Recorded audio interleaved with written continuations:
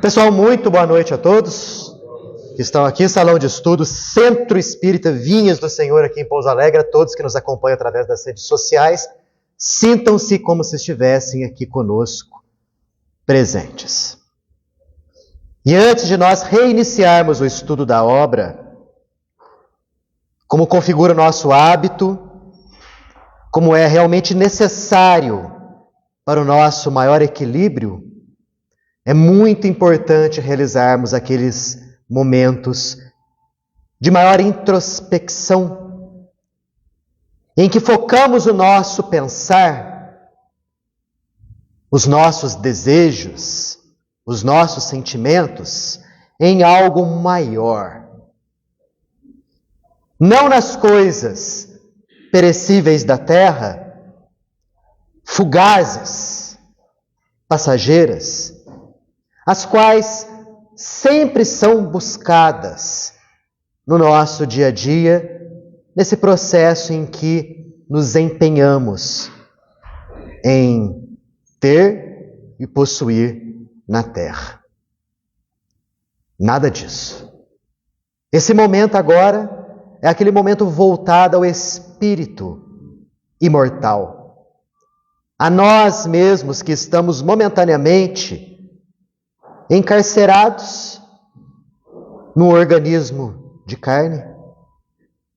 Encarceramento esse extremamente necessário para o nosso crescimento espiritual e libertação futura.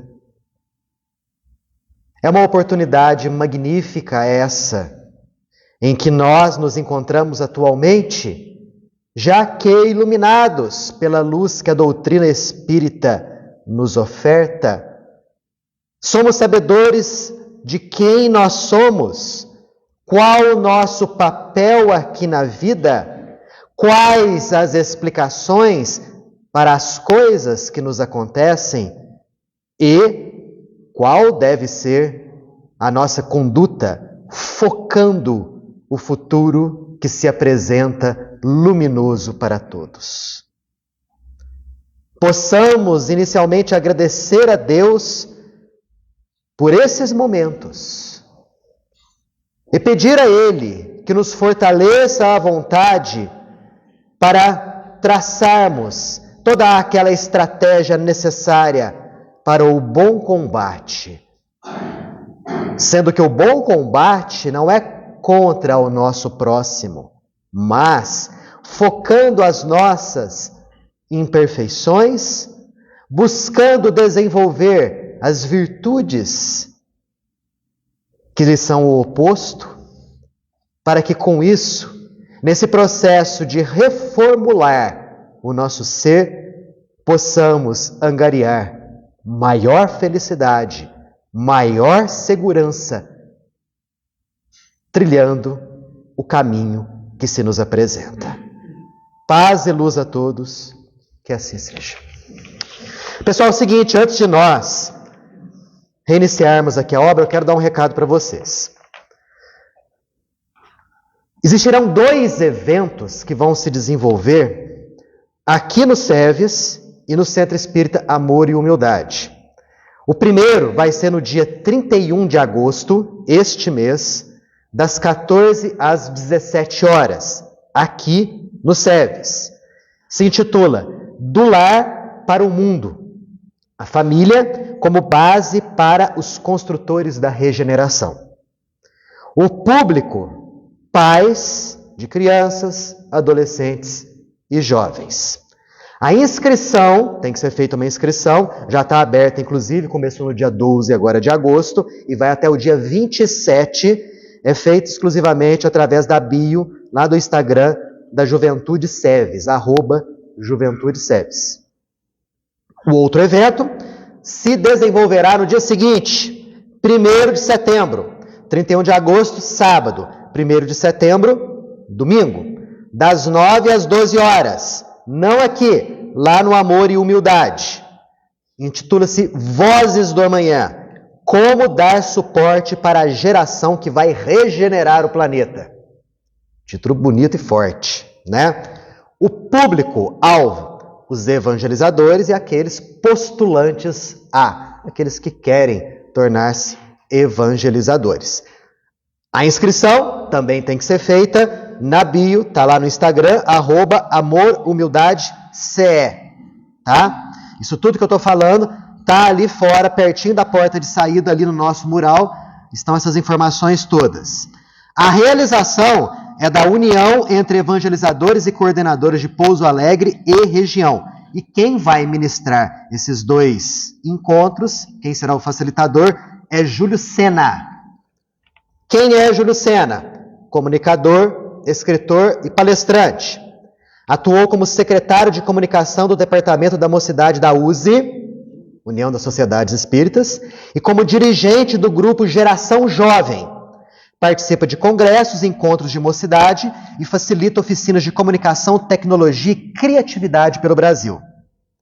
Formado em gestão pela Fundação Getúlio Vargas, especialista em psicologia positiva pela PUC, conecta conhecimentos da ciência e filosofia com a prática espírita no cotidiano, de forma leve e descontraída. Atua como gerente de projetos e inovação e autor na Educa, por Rossandro Klingen. Esse todo mundo conhece. Um programa socioemocional que prepara escola, alunos e famílias para um mundo digital e imprevisível. É autor do livro digital Propósito de Vida para Jovens. Então, somente vendo isso daí, a gente sabe que serão 2 eventos muito interessantes. Aqueles que, porventura, quiserem, está feito o convite. Ah, Daniel, como é que eu vou me lembrar disso? Tem 2 maneiras. Isso daqui está sendo gravado. Depois você pega lá no YouTube, está tudo ali que eu falei. A segunda maneira está ali fora, como eu disse. Logo ali na porta de entrada estão essas informações todas. Ok? Capítulo de número 12, livro Libertação, autoria do Espírito André Luiz, psicografia do nosso querido Francisco Cândido Xavier. Já estão me perguntando o que a gente vai fazer na sexta-feira quando esse livro terminar.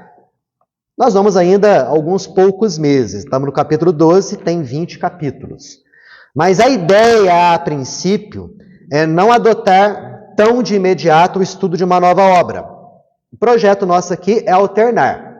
Ora estudar André Luiz, ora estudar Kardec. Quando a gente acabar aqui, nós vamos estudar Kardec? Sim, mas um pouquinho mais para frente. A ideia é fazer algumas sextas-feiras, é uma ideia, não é uma certeza, de um estudo estilo pinga-fogo, em que a gente chegaria aqui, né? Temas abertos. Eu ficaria aqui na frente, sem nada aqui, nenhum tema específico, e aí vocês fariam perguntas, e eu, na medida do possível, na medida das possibilidades, vou respondendo, obviamente, com a ajuda de quem aqui se encontra. Tá? Pode perguntar tudo? Pode perguntar tudo. O que eu souber responder. O que eu não souber, eu falo, não sei, vou buscar saber. O que eu souber responder, aí eu respondo. Posso perguntar sobre aborto? Pode. Posso perguntar sobre drogas? Pode. Reencarnação? Pode. Mediunidade? Também. O que quiser. Nossa, o Daniel é sábio. Não, o Daniel não é sábio. É um pinga-fogo. A gente está aqui justamente para dar o conhecimento que a gente tem e outras pessoas que estão aqui presentes. Obviamente, eu não sabendo, tem gente aqui que vai saber. E se ninguém souber, a gente busca saber e na semana seguinte a gente traz a resposta. Ok? É meio que um piloto que nós vamos fazer.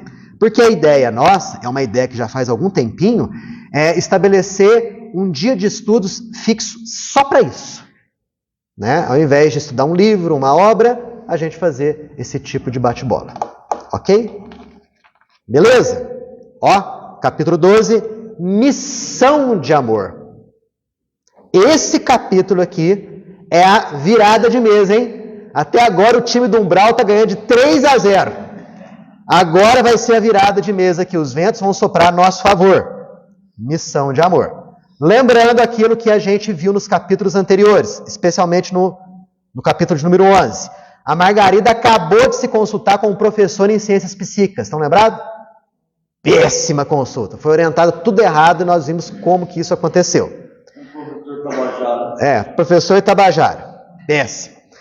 Aí voltaram para casa a Margarida, o esposo dela, juntamente com Saldanha, que era o obsessor mor, mais Gúbio, que era o mentor ali, só que Saldanha não sabia, juntamente com seus 2 pupilos, Eloy e André Luiz. Voltaram para a casa de Margarida.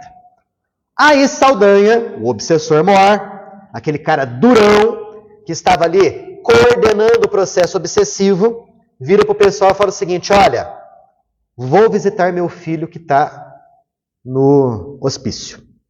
Lembra da história do filho dele?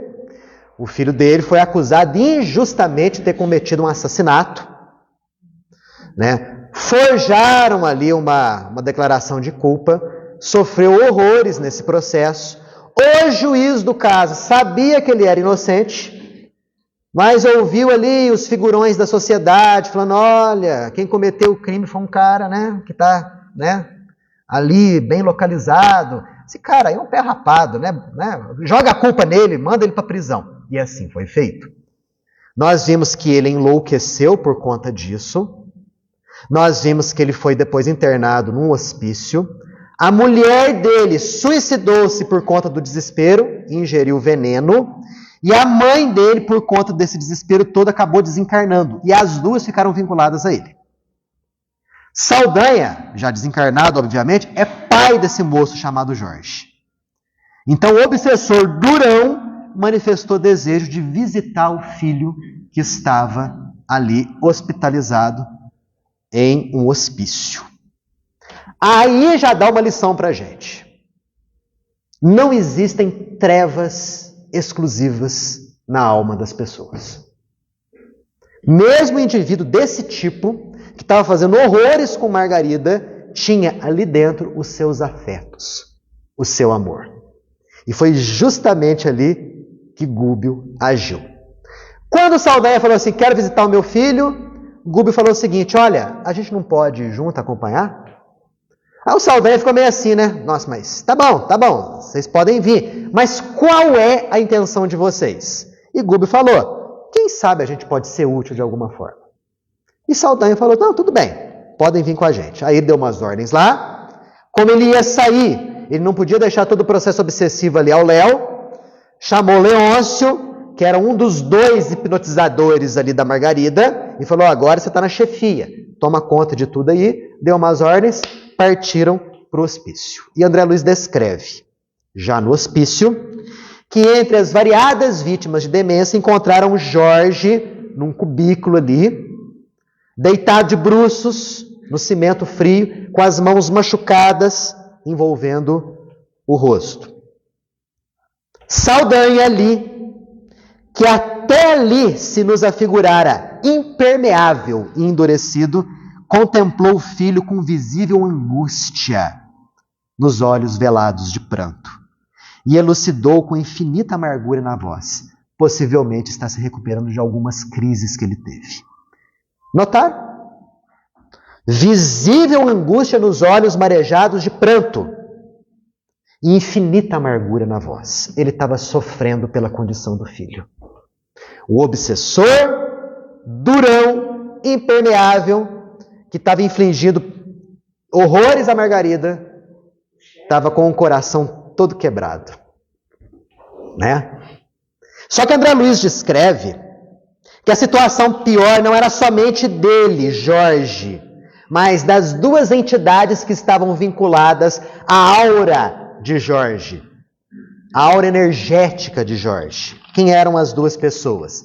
A mulher, que havia se suicidado ingerindo veneno, e a mãe de Jorge, esposa de Saldanha. As 2 estavam lá, na mesma posição dele, vinculadas à aura energética, também deitadas de bruços no chão, como se tivessem tido algum tipo de processo violento. A suicida chamava-se Irene. Ela tinha a mão direita no pescoço. E por quê? Suicidou ingerindo veneno. Nossa, Daniel, mas um indivíduo que se suicida, no plano espiritual, ele continua a sentir as dores do processo? Sim. Mas peraí, ela ingeriu veneno. O veneno é algo material. Algo material que afetou a sua contraparte material. O que o corpo espiritual tem a ver com isso? Tem tudo a ver. Porque o corpo espiritual ele está vinculado ao organismo físico. E ali existe o quê? Uma via de mão dupla. o que afeta o corpo físico passa no corpo espiritual. O que afeta o corpo espiritual passa no corpo físico. O indivíduo que se suicida, pelo fato de ter a mente totalmente voltada a esse ato de desespero, lesiona os tecidos sutis do corpo espiritual. Então ela continuava a sentir as terríveis dores causadas pelo veneno ingerido. Nossa, por quanto tempo? Às vezes, casos de anos a fio, em que a pessoa permanece sentindo os horrores do ato de suicídio. Nós vimos isso quando estudamos o livro Céu e o Inferno, na parte relacionada ao desespero dos suicidas. Depoimentos de alguns suicidas. Aquele suicida samaritana, que cortou a própria jugular, ou os pulsos, não me lembro direito. Nós temos aquele outro caso, o indivíduo que se atira do alto de uma torre. E eles ficam vivenciando esse processo de maneira ininterrupta e as dores ali presentes. Então, quem se suicida no afã de escapar do problema que o aflige, aparentemente insolúvel, tanto não resolve esse problema, porque o problema vai ficar ali para ele poder resolver no futuro, quanto adiciona um outro maior ainda. Era o caso de Irene. A mãe de Jorge, ali, de olhos parados no filho, exibindo ambas sinais ineludíveis de introversão. Ou seja, elas não reagiam ao ambiente que estava ali ao redor. Estava num processo de profunda hipnose, como o Gúbio daqui a pouco vai nos falar. E focadas ali no filho, fortemente a ele ligadas. André relata ainda que energias viscosas, escuras, pastosas tomavam conta dos 3 cérebros ali. Dos 2 cérebros das desencarnadas e do cérebro de Jorge ainda encarnado. Nossa, mas elas estavam desencarnadas, elas têm cérebro também? Tem cérebro também. Porque nós sabemos que o organismo perispiritual é ele um modelo organizador da nossa biologia. Então, se nós temos os órgãos e todo o equipamento físico que todos nós temos aí e apresentamos, a nossa contraparte perispiritual também apresenta isso daí. Então, os cérebros delas e do Jorge totalmente tomados por uma massa escura, que segundo André Luiz, desde a extremidade da medula espinhal até os lobos frontais. Então tomava todo o sistema nervoso das 2 desencarnadas e de Jorge. Saldanha virou para Gúbio e falou: as 2 estão loucas. Não me compreendem, não me reconhecem, embora olhem para mim. Guardam um comportamento de criança quando fustigadas pela dor. Corações de porcelana, quebrados facilmente. Você vê um obsessor falando uma frase dessa, você acha até engraçado, Corações de porcelana quebrados facilmente. Aí ele, que estava com toda aquela dor, já fechou a cara e começou a criticar as 2. Falando o seguinte: não tiveram a força necessária de levar a vingança a contento. Deixaram-se envolver pela ternura inoperante, se desesperaram e aqui se encontram. Então, xingando as 2. Até aqui, perguntas, comentários, observações?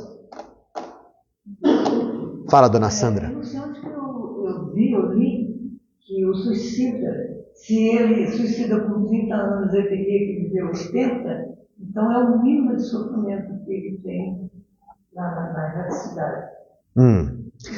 Assim, não há regra geral. Em tese, é assim que realmente acontece. O sujeito tinha que viver até 80, suicidou-se com 30, ficaria 50 anos na realidade espiritual, sofrendo os horrores daquele processo. Mas nós sabemos que há casos e casos. Cada caso é um mundo em particular. Há agravantes, como há também atenuantes. É interessante a gente verificar isso daí. Quer dizer, não necessariamente, nesse caso em questão, ele vai ficar 50 anos sofrendo. Pode ser que seja um pouco menos. né? Nós não sabemos o que existe ali envolvendo aquele caso, como pode ser mais também.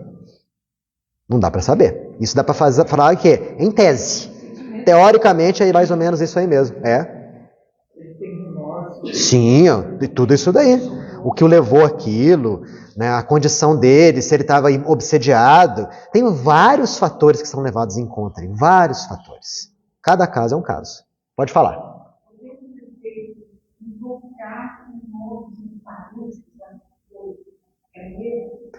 Pode ser um erro, porque nós não sabemos o estado espiritual desse nosso parente desencarnado. Pode ser que ele se encontre num estado ali de desespero, ou num estado em que ele não sabe exatamente o que aconteceu com ele, ainda se crê encarnado. Ou pode ser que ele saiba da sua desencarnação, mas não se encontra equilibrado o suficiente para poder vir, para poder ajudar, e isso o aflige tremendamente.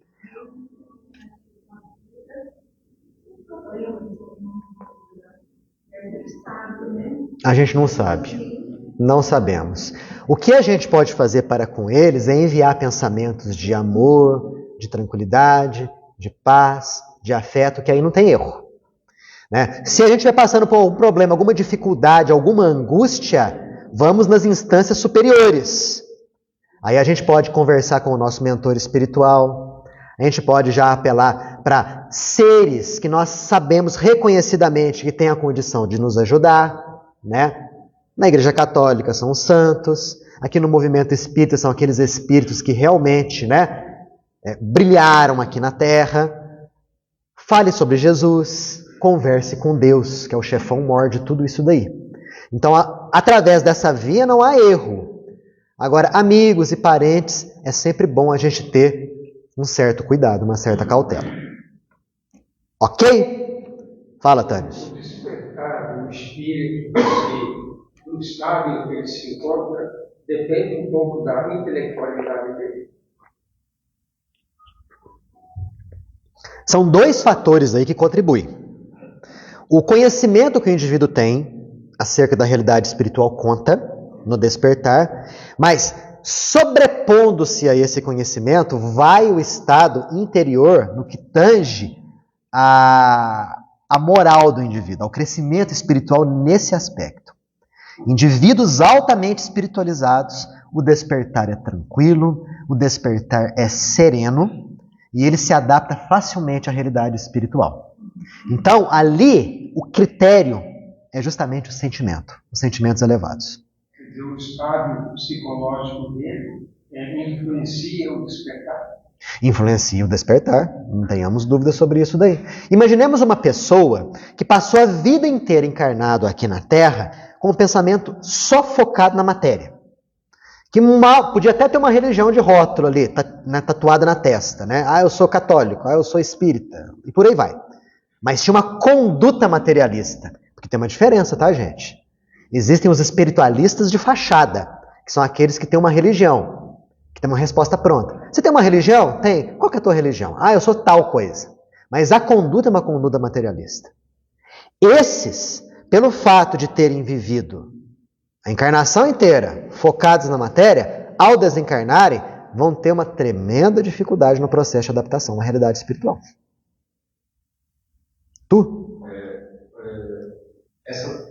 Esse processo das pessoas entrarem em contato, tentarem manter contato com quem está do lado de lá, provocou uma situação muito dramática na minha família.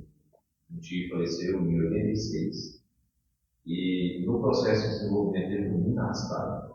Demorou muito tempo para ele conseguir se desvincular das orações da minha avó e da minha tia. Verdadeiras evocações. Eram evocações sofridas, muita dor, porque ele lamentava todos os dias, várias vezes por dia, por praticamente uma década. Em um determinado momento, alguém, por desdobramento, levou uma conhecida da família até o meu tio. Volta, veja, volta e fala para mim assim: deixa o filho dela em paz. Ele precisa da ajuda dela. Então, o que ela vai fazer? Ela vai esquecer ele. Já que ela não consegue simplesmente ajudar, esquece, ou pelo menos nessa já deu de vaga, esquece ele. Meses depois, meu tio se vencedor do hospital e entrou numa equipe socorrista. E essa mesma pessoa que em desdobramento foi lá e viu a situação dele e conseguiu convencer ele na porta a amar sem entender, também trouxe a notícia, mas olha, está bem, continua fazendo certo. Tá vendo? Ó, processo obsessivo.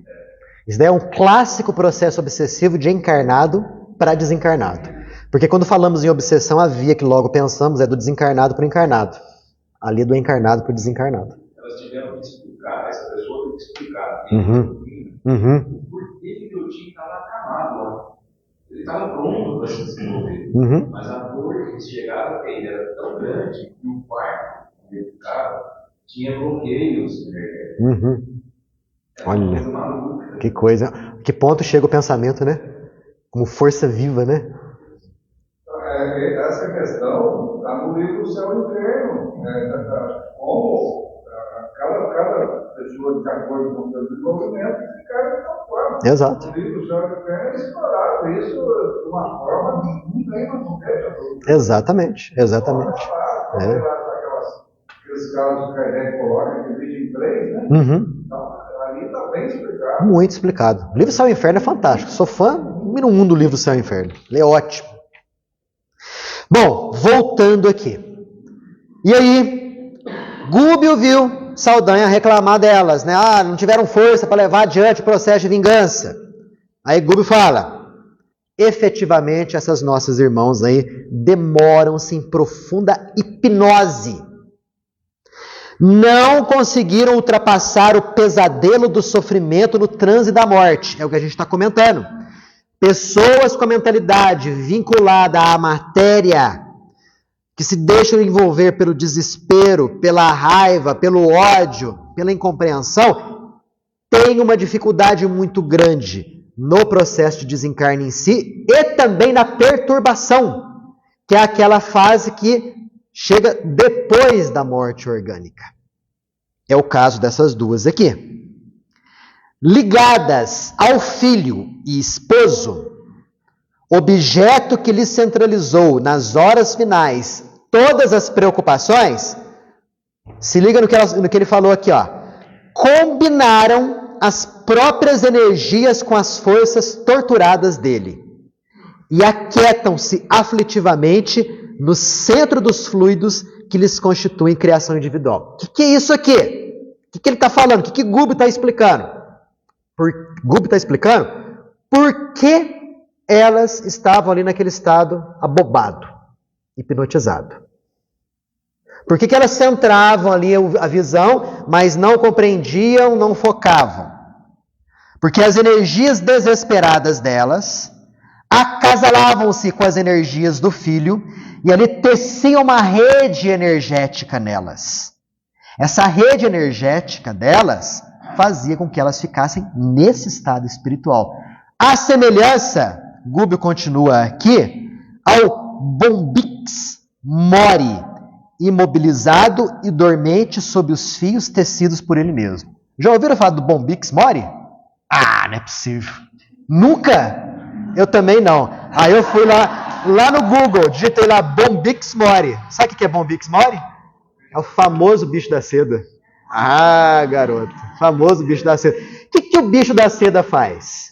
Ele tece o casulo usando fios, que é o fio da seda. Então, Gúbio faz a comparação. Elas estão tal qual o bicho da seda, que ao redor de si tece um casulo. Elas fizeram a mesma coisa, só que não usaram fios materiais, mas sim energias densificadas, unidas com as energias do próprio filho que ainda estava encarnado. Isso explicava o estado delas ali. Quando o Gúbio falou isso, Saldanha olhou para ele e falou assim: o que esse cara está falando? Né? Indisfarçável surpresa no olhar, e Saldanha acentuou mais calmo. Olha, na verdade elas conseguem até se mover. Falar, elas falam, mas elas falam frases desconexas. Até que eu tento tirá-las daqui. Pego, tento arrastá-las daqui, mas quando eu chego a uma certa distância, elas já voltam automaticamente. Ele faz até uma comparação. Assim como as limalhas de ferro são atraídas pelo imã. Estão vendo como é um processo obsessivo, como que é complicado fazer com que obsessor e obsidiado se separem? Nós vamos ver que Gubbio faz isso aqui de uma outra forma. Saldanha queria fazer isso na força muscular dele, né? Pegar as duas, tirar dali. Por quê? Porque ele queria que as duas ficassem bem para ajudá-lo no processo de vingança. Mas o que acontecia? Mal ele as arrastava para fora, elas eram atraídas para junto do filho. Atraídas por conta do magnetismo que unia esse trio. E aí Gubbio fala, pela ausência de trabalho mental contínuo e bem coordenado, não expeliram as forças coagulantes do desalento que elas mesmas produziram. Isso daqui é lição pra gente, tá? Porque Gubbio fala o seguinte, ante os imperativos da luta normal da Terra, elas passaram por problemas, por dificuldades, viviam uma vida material de penúria. Jorge trabalhava numa fábrica, ganhava muito pouco. Então era muito pouco dinheiro para poder sustentar a esposa, a filhinha e a mãe. Aí Jorge é acusado de um crime que não cometeu, é preso, fica doido, vai para o hospício. Quer dizer, imaginemos a situação das duas. Se coloca você no lugar delas. Seria difícil, né? Muito complicado. Você vê o filho sendo acusado injustamente, sendo preso, fizeram uma armação para ele, e você numa vida de penúria, de dificuldades materiais extremas. Como a gente agiria? Né? Gubbio fala, ante os imperativos da luta normal da Terra. Aqui é um planeta de provas e expiações. Passamos todos por problemas maiores ou menores, de maior ou menor montante, dependendo daquilo que temos que passar. Então, qual deve ser a nossa atitude frente aos desafios que a vida nos impõe? Não deve ser a mesma atitude que as duas tiveram aqui, ter o desalento, a revolta, o desespero, porque tudo isso são forças que, como Gubbio colocou, extremamente coagulantes, impedem o nosso desenvolvimento espiritual. Impedem o aprendizado ante a luta. Elas se revoltaram. Uma se revoltou e se suicidou. A outra se revoltou e morreu antes da hora. A mãe morreu de tristeza. Por conta dessa atitude mental, todas as energias delas ficaram meio que coaguladas. Por isso que elas também se encontravam naquele estado letárgico. E o negócio não para por aí, não. Dentro desse torpor, se alimentam das energias do enfermo. Quer dizer, além do sujeito se encontrar no processo ali de loucura, elas ainda se alimentavam das energias dele. Não precisava de mais nada. Por isso que ele estava naquele estado deplorável. Porque além da sua própria condição ser desequilibrada, nós tínhamos ali duas desencarnadas profundamente vinculadas a ele e que sugavam as energias dele. Elas queriam fazer isso? Claro que não, gente. Não era motivo, objetivo delas. Vamos sugar a energia dele para deixar ele ruim. Não. A esposa queria a companhia do esposo. A mãe queria a companhia do filho. Se vincularam magneticamente. Elas desequilibradas. Todo mundo precisa de energia. Automaticamente começaram a sugar as energias de quem era encarnado, que era o Jorge. Todo mundo aqui já ouviu falar na figura do encosto, né? Algumas religiões falam o encosto, tal, né? Isso daqui é um caso típico de encosto, onde nós vemos um processo ali que está prejudicando o encarnado, só que não é movido esse processo pelo desejo do mal, mas pelas profundas necessidades ali das duas desencarnadas. Entenderam? Esse processo aqui. Dúvidas? Comentários? Caberia a elas o desapego. Agora, me fala uma coisa. Como que elas vão fazer isso, sendo que elas estão nesse estado de hipnose profunda? Abobadas. Por quê? Desencarnaram, raladas de desalento, de inconformismo, de ódio, e se vincularam ao filho. Não souberam passar pelo transe da morte de maneira libertadora. Estavam com o pensamento todo focado. Como que essas duas vão sair desse estado? De que jeito? Nós vamos ver daqui a pouquinho o que Gúbio fez. Fala, Zagalo. Essa situação do desencarnado sobre o encarnado tem também encarnado sobre encarnado. Inclusive, tive a oportunidade de ajudar uma pessoa nos alinhamentos de chakra, tudo. O marido estava exatamente sugando da esposa. A mulher estava aqui definhando, não sabia o que era, tratava, não achava, e graças a Deus eu consegui localizar isso, fizemos um tratamento com chakras, dos alinhamentos, e isso se resolveu. O Hermínio Miranda, no livro Diversidade dos Carismas, ele conta uma história similar a essa. Ele trabalhou numa empresa, e nessa empresa ele conhecia um sujeito que era um sugador de energias alheias. É óbvio que o cara não tinha a mínima noção do que acontecia. Ele não tinha essa ideia, vou sugar as energias do outro. Não. Era algo realmente afeito à sua própria constituição perispiritual, que pode ser mudada, sem sombra de dúvida. O Hermínio, quando se sentava na frente dele, sentia como se um tubo ligasse ele àquela pessoa, na altura da boca do estômago. E começava a se sentir desvitalizado. E de tal forma que inconscientemente ele até virava mais ou menos o corpo assim, ó, quando estava de frente para o cara.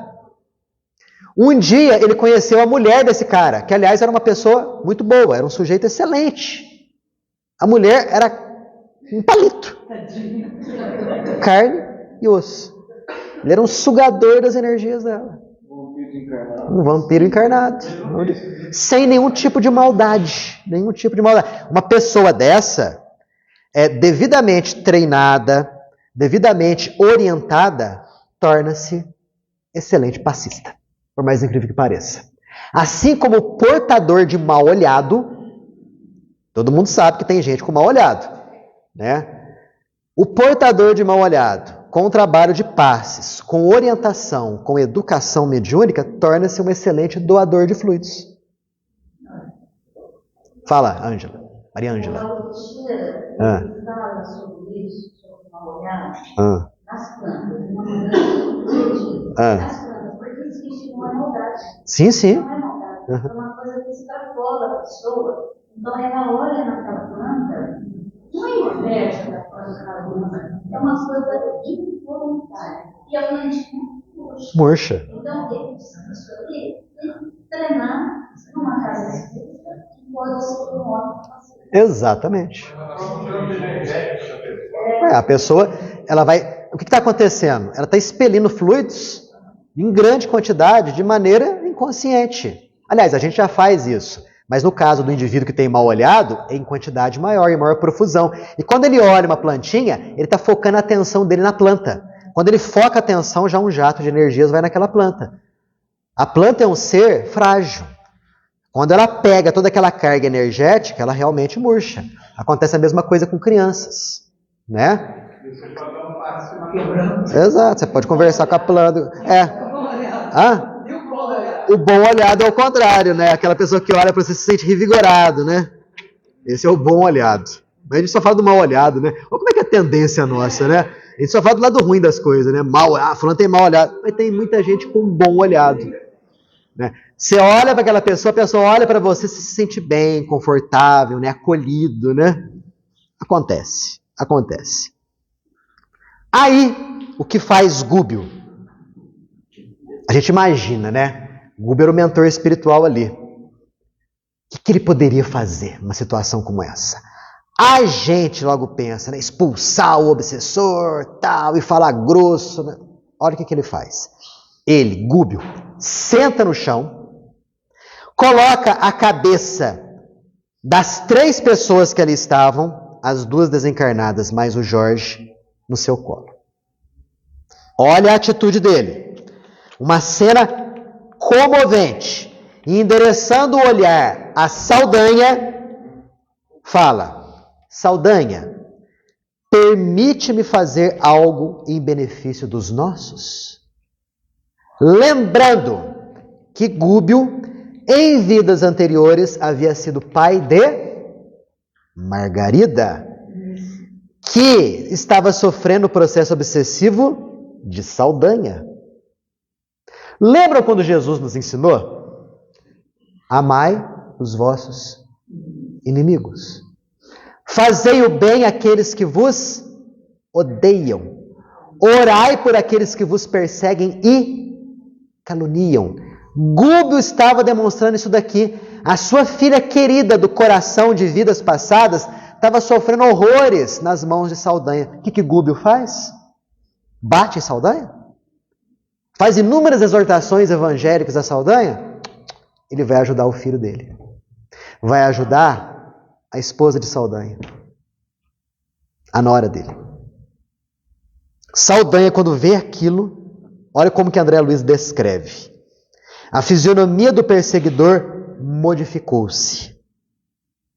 Desarmou-lhe o coração, emocionando-o nas fibras mais íntimas, a julgar pelo sorriso que lhe inundou o semblante até desagradável e sombrio.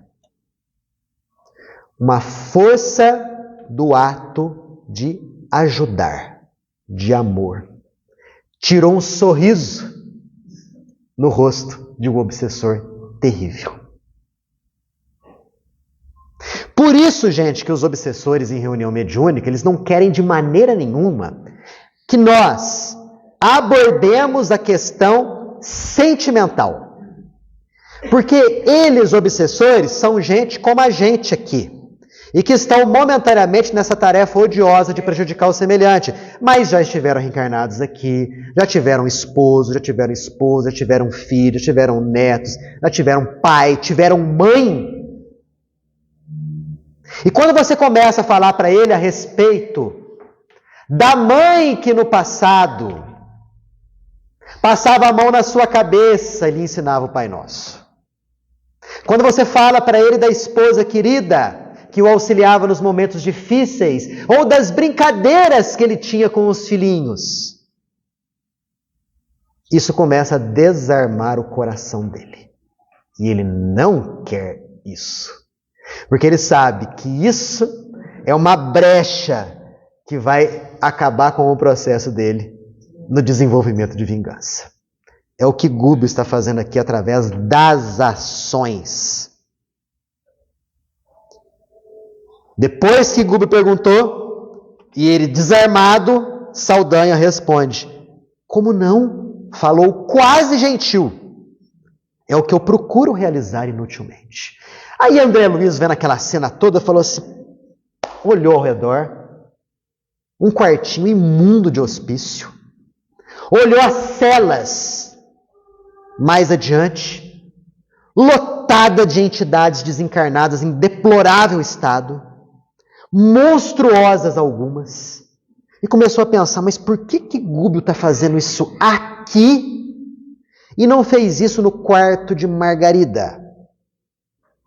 Qual o porquê de Gúbio estar fazendo isso? Confrontando as situações, André Luiz falando para ele próprio, monologava mentalmente por que motivo não operara o nosso orientador no quarto de Margarida, para entregar-se ali no trabalho de assistência cristã. André ficou meio assim, poxa, nesse lugar imundo. O próprio André Luiz responde. Pouco a pouco, através do ressaltava-se a beleza emocionante e sublime de Jesus.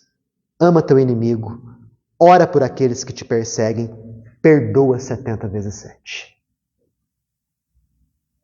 Gúbio estava buscando atingir o coração de Saldanha para que, atingindo o coração dele, Saldanha se desarmasse e o processo obsessivo de Margarida começasse a desmoronar. A estratégia dele era essa e não outra. Viram? Em nenhum momento ali ele xingou Saldanha. Em nenhum momento ele agiu com agressividade. Em nenhum momento ele fez longas exortações baseadas, nos textos evangélicos. Ele agiu no bem. Fácil fazer isso? Nunca. Muito difícil. Basta você imaginar uma situação que existe uma pessoa que está prejudicando alguém da sua família, que calunia, que persegue. O que a gente mais quer fazer? Vingar. Desejar o mal para aquela pessoa. Prejudicar. Fazer a mesma coisa. Fazer ela sentir na carne o que ela está fazendo para a pessoa que você ama. Não é isso que Jesus nos orienta a fazer. É amar os inimigos. Jesus, prestem bem atenção nesse ponto, ele nunca condenou a defesa, tá? Mas ele condenava a vingança. Jesus nos exortava a sermos bons, mas não bonzinhos. Entenderam a diferença? A ideia é você desenvolver o bem e não pagar na mesma moeda. É oferecer a outra face. Quando Jesus nos fala, se alguém lhe bater numa face, como é que é mesmo? Oferece-lhe a outra. Se nós interpretarmos ao pé da letra, fica uma coisa monstruosa, bizarra. Um sujeito vem e te espanca do lado esquerdo. Aí você fala, bate aqui agora? A não ser que você seja masoquista. É uma atitude difícil, complicada. Nota, Jesus falava através de simbolismos. Oferecer a outra face significa você ter a atitude oposta que aquela pessoa teve para com você. Diametralmente oposta. E o Cristo se esmera na explicação. Se alguém lhe toma a capa, você entrega também a túnica. Se alguém lhe força a andar 1000 passos, anda mais 2000. Na linguagem simbólica forte dele, ele estava falando do gesto de Gúbio, que era um sujeito que obviamente não aceitava o processo obsessivo de Saldanha sobre Margarida, mas não agia com maldade, não agia com vingança, agia com as armas que ele tinha, as armas do amor em movimento, que se chama caridade. O bom combate. Certinho, gente? Semana que vem continuamos? Acabou não. Porque, olha o que acontece agora. Depois que Gúbio pede autorização para Saldanha, ele começa a passar a mão nos cabelos dos 3 espíritos que ali estavam. Dos 2 desencarnados, das 2 moças e do encarnado. E André Luiz nota que Gúbio estava fazendo o quê? Um passe. Uma verdadeira ação magnética nas 2 desencarnadas e em Jorge, livrando-os de fluidos pesados. Saldanha não viu isso. André logo pescou, Quanto tempo ele permaneceu nessa posição? Meia hora. A gente pensa que é assim, Pá, pum, tá. Não é. Com Jesus era assim. Mas Gúbio não era Jesus. Jesus falava assim, quero, seja curado. Tchum, a pessoa ficava curada. Apresentava para ele um endemoniado, que era um obsediado. Só de olhar assim, os obsessores já se afastavam. Jesus, Aqui nós temos Gúbio. Meia hora nesse processo de afastar os fluidos mais densos. E depois que ele afasta os fluidos mais densos, ele olha para Saldanha e fala, Saldanha, você ficaria muito chateado se eu orasse? Aí Saldanha regala os olhos e fala, mas você acredita nisso? Tá bom, pode ser. Sim, se querem, pode orar. Semana que vem, nós vamos nos deter na prece que Gúbio fez. Porque a prece que ele fez, que nós vamos ver com maior riqueza de detalhes, é um manancial aqui de instruções para nós. E nós vamos ver aqui como que acontece o processo de libertação, de desobsessão dessas duas entidades aqui, vinculadas a Jorge. Ok? Sim. O Eloy e o André Luiz ficam só olhando. Repara bem, gente. André Luiz, o livro Libertação, 1, 2, 3, 4, 5, 6, ó, é o 6º da obra André Luiz, que são 13. 13 ou 14, não me lembro, né? Até aqui, 13. André Luiz relata o que vê. Os ensinamentos todos não são dele, André Luiz. Repara bem. São dos instrutores dele. É de Gúbio, é de Aulos, é de Alexandre, é de Veneranda, e por aí vai, né? E por aí vai. Ele, por enquanto, está só ali, observando e repassando para a gente. Nos últimos livros, André já está mais bem equipado de conhecimentos e de experiência, aí ele começa a dar lições por ele próprio, por si próprio. Mas até então, é um cara que está simplesmente olhando ali e passando para nós, com maestria, diga-se de passagem. Certinho? Pode. Nesse caso, o com essa atitude, né? Contando uma lição velha de uma forma totalmente positiva. Perfeito. Mas no ambiente tinha mais espíritos, vamos dizer assim, em estado de sofrimento. Essa atitude de Rubio contaminou também esses outros espíritos que estavam em estado de sofrimento? Aqui não fala, nesse capítulo, que se isso aconteceu.